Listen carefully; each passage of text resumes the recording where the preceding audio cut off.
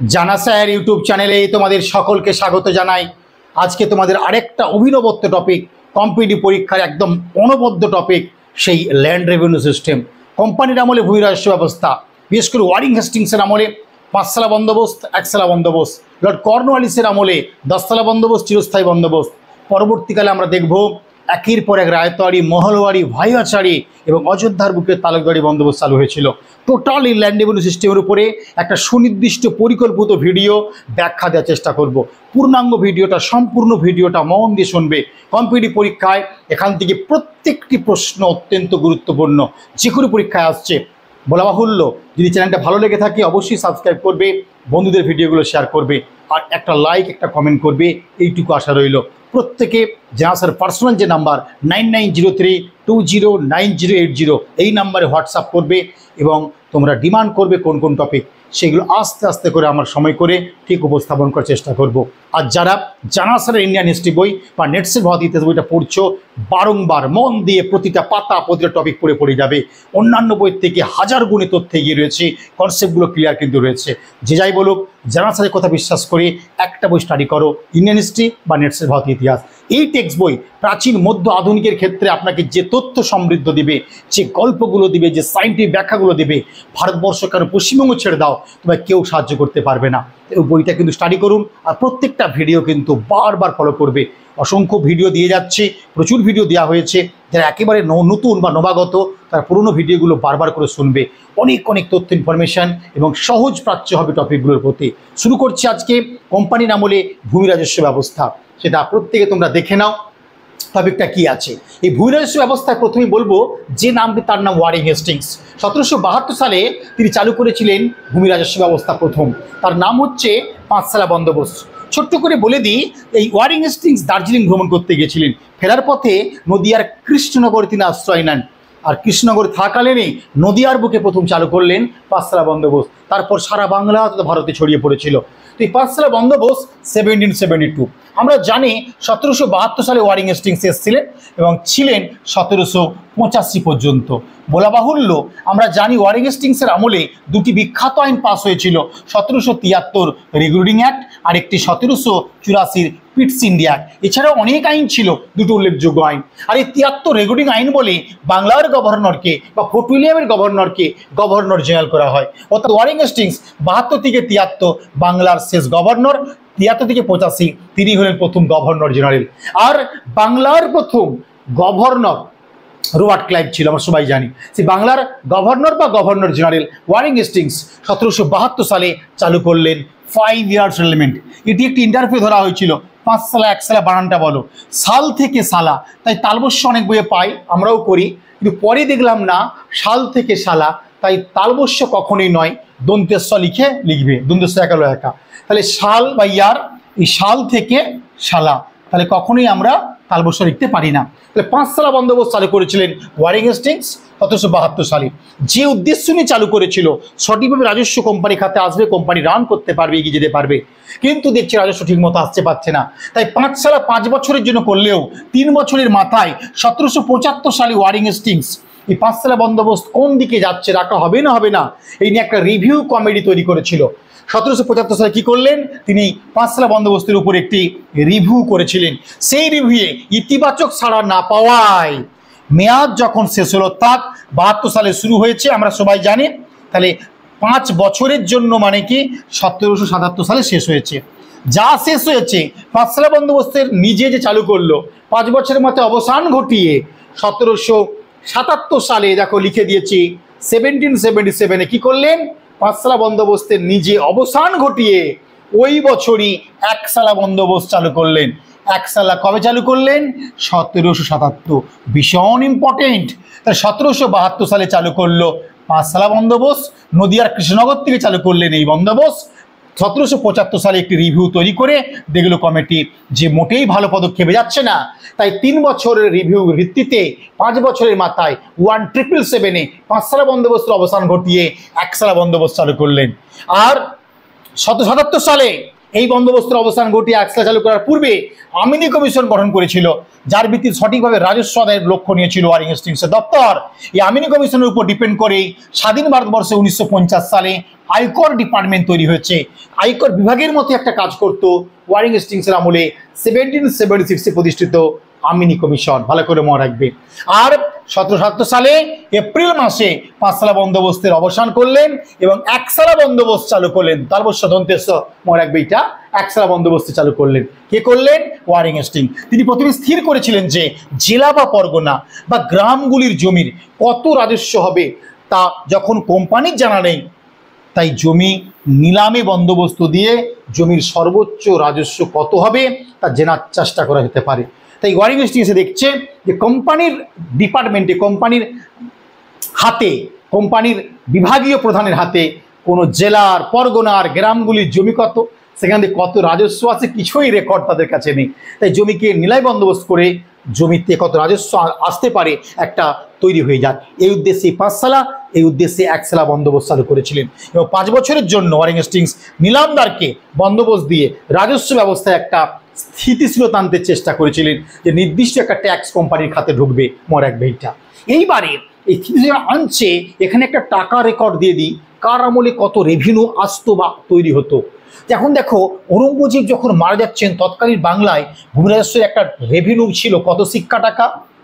1,26,76,647। একদম পিজে মার্শালের বই দেখছি আমরা একই দিয়েছে একদম।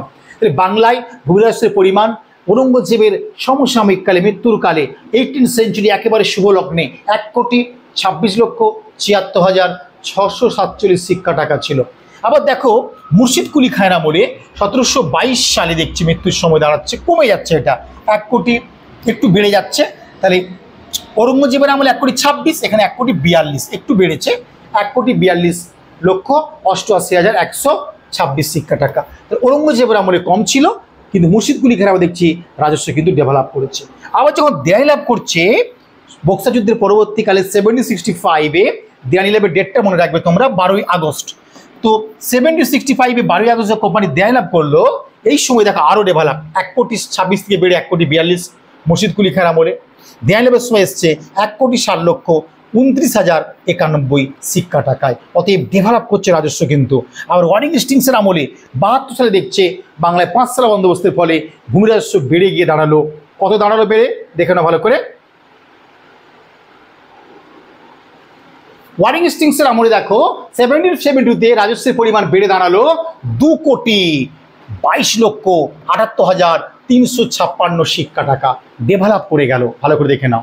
1789 সালে 1789-এ লর্ড কর্নওয়ালিস কি করলেন না, একসালা বন্দোবস্ত যেটা চালু হয়েছিল 1777 সালে, এই বছর 5 সালের অবসান ঘটিয়ে 1 বছরের জন্য ল্যান্ড রেভিনিউ সিস্টেম চালু হয়। সেই 1777 সাল থেকে চালু হওয়া প্রায় আমরা দেখলাম 12 বছর, তাই তো 12 বছর পরে এসে দেখছি কর্নওয়ালিস একসালা বন্দোবস্তের অবসান ঘটিয়ে কি বন্দোবস্ত চালু করলো? 10 ইয়ার সেটেলমেন্ট বা 10 বছরের বন্দোবস্ত। এই 10 বছর 89 থেকে 1799 এই শপথে চালু হওয়ার ডিসিশন হয়েছিল। পরিতাপের বিষয়, মাত্র 4 বছরের ব্যবধানে 1799 বন্ধ হওয়ার কথা থাকলেও 4 বছরের ব্যবধানে কি দেখলাম না, 10 সালা বন্দোবস্তের অবসান ঘটিয়ে দেওয়া হবে এবং 93 সালে এসে দেখবো আমরা কি কার্যচাল হচ্ছে, চিরস্থায়ী বন্দোবস্ত চালু করা হবে। আবারও বলবো, 1790 সালে কর্নওয়ালিস একসালা বন্দোবস্তের অবসান ঘটিয়ে 10 সালা বন্দোবস্ত চালু করলো। 1790 সালে 10 সালা বন্দোবস্ত অনলি বেঙ্গল এবং বিহারে চালু হয়েছিল, কারেক্ট। আর পরের বছর অর্থাৎ 1790 সালে উড়িষ্যায় চালু হলো, কি চালু হলো উড়িষ্যায়? 10 সালা বন্দোবস্ত। আরেকবার বলবো, 1790 সালে কর্নওয়ালিস একসালা বন্দোবস্ত যেটা 1777 চালু হয়েছিল তার অবসান ঘটিয়ে চালু করলো 10 সালা বন্দোবস্ত। সেই বন্দোবস্ত চালু হয় 1789-এ অনলি ফর বাংলা এবং বিহারে। 1790 সালে চালু হচ্ছে 10 সালা বন্দোবস্ত উড়িষ্যায়। আর এই 10 সালা বন্দোবস্তের 4 বছর পূর্তিতে কি হলো না, অবসান ঘটানো হলো বাংলা, বিহার, উড়িষ্যায় 93-এর 22শে মার্চ। 1793-এর 22শে মার্চ 10 সালা বন্দোবস্তের অবসান ঘটানো হলো বাংলা, বিহার এবং উড়িষ্যায়, ভালো করে মনে রাখবে। তাই বাংলা বিহারের 4 বছর স্থায়ী ছিল 10 সালা বন্দোবস্ত 1790 যদি চালু হয়েছে উড়িষ্যায়, তাই উড়িষ্যায় 10 সালা বন্দোবস্ত স্থায়ী ছিল 3 বছর। এই সূক্ষ্ম সূক্ষ্ম ভুলগুলো তৈরি করতে না পারলে, শর্ট প্রশ্ন এমসিকিউ পড়ে চলে গেলে আপনি কোনো পরীক্ষায় র্যাঙ্ক করতে পারবেন না। এই সূক্ষ্ম সূক্ষ্ম জায়গাগুলি তোমাদের ধরাবে জানা স্যার ইউটিউব চ্যানেল, মনে রাখবে এটা। 93 এর 22শে মার্চ কর্নওয়ালিস কি করলেন?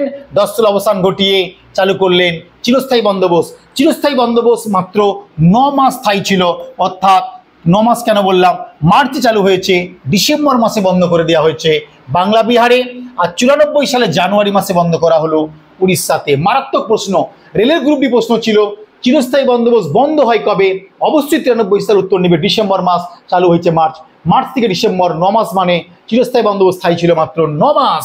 তবে বাংলা বিহারে 93 ডিসেম্বরে বন্ধ হয়ে গেলেও 94 জানুয়ারি মাসে বন্ধ হয়েছে উড়িষ্যায় চিরস্থায়ী বন্দোবস্ত, ভালো করে মনে রাখবেন।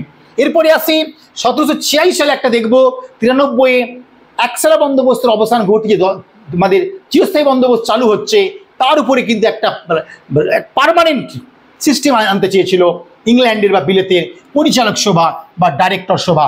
সেই পরিচালক সভা বিলেতের বা লন্ডনের একটি গুরুত্বপূর্ণ ডেসপ্যাচ বা নির্দেশিকা জারি করে 1796-এ। 1746 সালে লন্ডনের পরিচালক সভা একটি গুরুত্বপূর্ণ পদক্ষেপ নেয়। বাংলায় কি না স্থায়ী ভূমি রাজস্ব ব্যবস্থা নিতে চেয়েছিল। বাংলায় স্থায়ী ভূমি রাজস্ব ব্যবস্থার একটা পদক্ষেপ নেয় বিলেতের পরিচালক সভা 1786, এবং তারা 10 সালা বন্দোবস্তের পরিবর্তে চিরস্থায়ী বন্দোবস্তের বা স্থায়ী ভূমি রাজস্ব ব্যবস্থা একটা পদক্ষেপ দিচ্ছে। এই ডেসপ্যাচে বলা হয়েছিল, কি বলা হয়েছিল?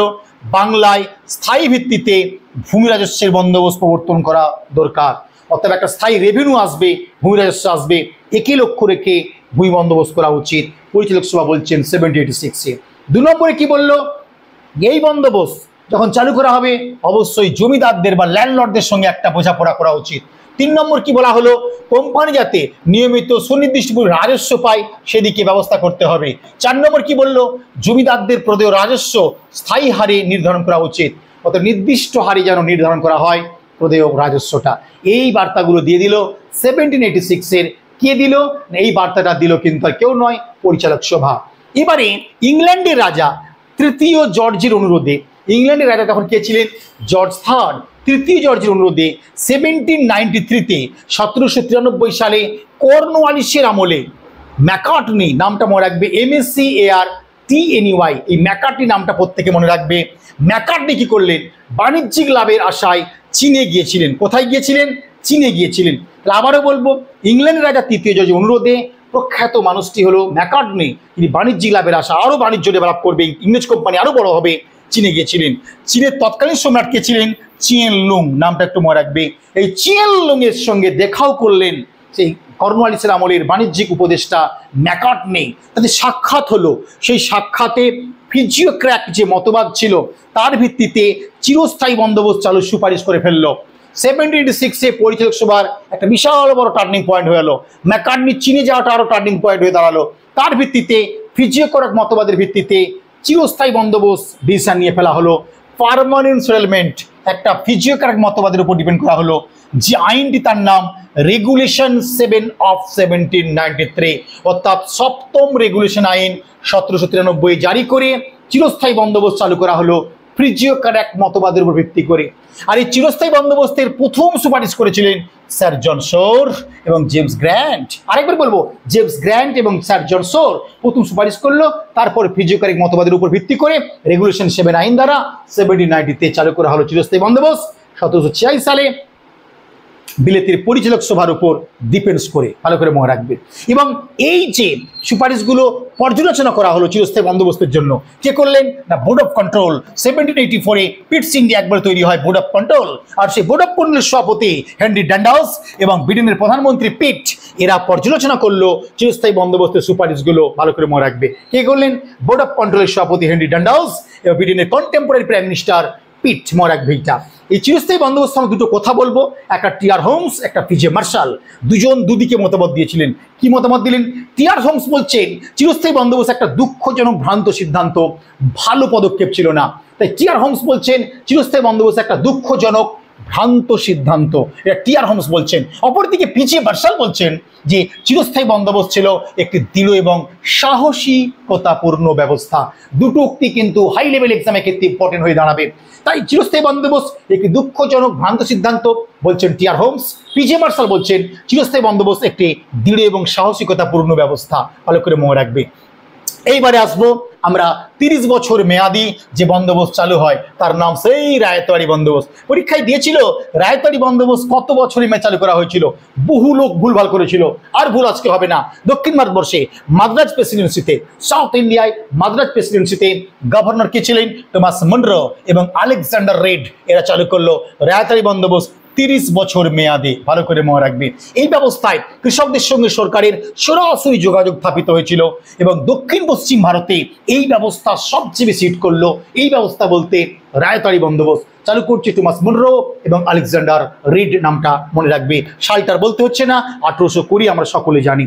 1822 সালে দেখে নেব আমরা সপ্তম রেগুলেশন আইন দ্বারা রাজস্ব বোর্ডের সচিব হোল্ড ম্যাকেঞ্জি। আরেকবার বলবো 1822 সালে মার্ক করে দিয়েছি, সপ্তম রেগুলেশন আইন দ্বারা রাজস্ব বোর্ডের সচিব হোল্ড ম্যাকেঞ্জি গাঙ্গেয় উপত্যকায়, কোন অঞ্চলটা? গাঙ্গেয় উপত্যকা বলতে উত্তরপ্রদেশ, উত্তর পশ্চিম ভারত, দিল্লিতে কি চালু হলো?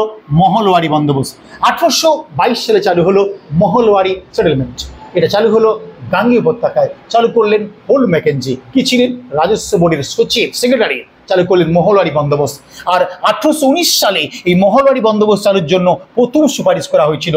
1819-এর সুপারিশ অনুযায়ী 1822 সালে সপ্তম রেগুলেশন আইন দ্বারা চালু হলো মহলওয়ারি বন্দোবস্ত গাঙ্গেয় উপত্যকা অঞ্চল। চালু করলো হোল্ড ম্যাকেঞ্জি। পরবর্তীকালে 1833 সাল থেকে 49 প্রায় 20 বছরেরও সময় ধরে দেখলাম রবার্ট বার্ড এবং জেমস থমাসন এবং রবার্ট বার্ড এরা সারা ভারতে এই বন্দোবস্তের সুপারিশ করলো বা ছড়িয়ে দিয়েছিল মহলওয়ারি বন্দোবস্তকে। পরের 2 বছর 1820-তে রায়তওয়াড়ি, 22-এ মহলওয়ারি, 24-এ চালু হচ্ছে পাঞ্জাবে ভাইয়াচারি বন্দোবস্ত বা গ্রামওয়ারি বন্দোবস্ত। কি চালু হয়েছিল না? ভাইয়াচারি বা গ্রামওয়ারি বন্দোবস্ত চালু হলো 1824 সালে। আর অযোধ্যায় চালু হলো তালুকদারি প্রথা বা তালুকদারি বন্দোবস্ত। এইভাবে সারা ভারতে আমরা আস্তে আস্তে করে ল্যান্ড রেভিনিউ সিস্টেমগুলো ছড়িয়ে যেতে দেখতে পেলাম। যারা মিসলেনিয়াস দেবে, ক্লার্কশিপ দেবে, দুটো বই কিনে নাও। পিএসসি মিসলেনিয়াস বর্ণ পরিচয় পাবলিশার্সের সেরা বই, পিএসসি ক্লার্কশিপ যার কাছে যা বই আছে দীপ্ত কণ্ঠে বইগুলো কিনুন। সবচেয়ে কম দামে দ্রুত পৌঁছে দিচ্ছে বর্ণ পরিচয় পাবলিশার্স। আর অফলাইন যারা অনলাইনের সঙ্গে সঙ্গে ক্লাস করতে চাইছেন, হাতে ধরে শিখতে চাইছেন ইতিহাস, তারা প্রতি শনিবার কলেজ স্ট্রিটে, প্রতি রবিবার জাহাজ স্যারের বাড়িতে চলে আসুন। মানুষ করার দায়িত্ব কিন্তু জাহাজ স্যার রইল। যারা ভারতবর্ষের সেরা ভূগোল বই কিনতে চাইছেন, ওয়েস্ট বেঙ্গলের টপ বই কিনতে চাইছেন, এই বইটা আপনারা কিনুন। বুঝতে পারবেন বইয়ের পরিধি এবং গভীরতা, সেরা একটা বই। যারা বিভিন্ন পরীক্ষার জন্য প্র্যাকটিসের খুঁজছেন, পিএসসি, এসএলএসটি, ডাব্লিউবিসিএস এর জন্য এটা প্র্যাকটিস করুন। টেক্সট বই যারা খুঁজছেন যে সেরা টেক্সট বই পড়বো আমরা, এইরূপ তথ্যগুলো পাবো নেট সেট টিচিং লাইনের জন্য এই বইটি কিনবেন। যারা ডাব্লিউবিসিএস দিচ্ছেন আজই এই বইটি সংগ্রহ করুন, কোনো বিকল্প হতে পারেন না। আপনারা ইউটিউবে ভিডিওগুলো দেখে নিন, তাহলে বুঝতে পারবেন। তো আজকে এই পর্যন্ত রইল ল্যান্ড রেভিনিউ সিস্টেম কেমন রইল, পাঁচতলা থেকে একেবারে চিরস্থায়ী বন্দোবস্ত শুধু নয়, একদম রায়তওয়াড়ি, ভাইয়াচারি, মহলওয়ারি একটু জানিও কমেন্টের মধ্য দিয়ে। একটু লাইক কমেন্ট করবে, বন্ধুদের একটু চ্যানেল সম্পর্কে একটু বলবে। আজকে এই পর্যন্ত রইল, বাই।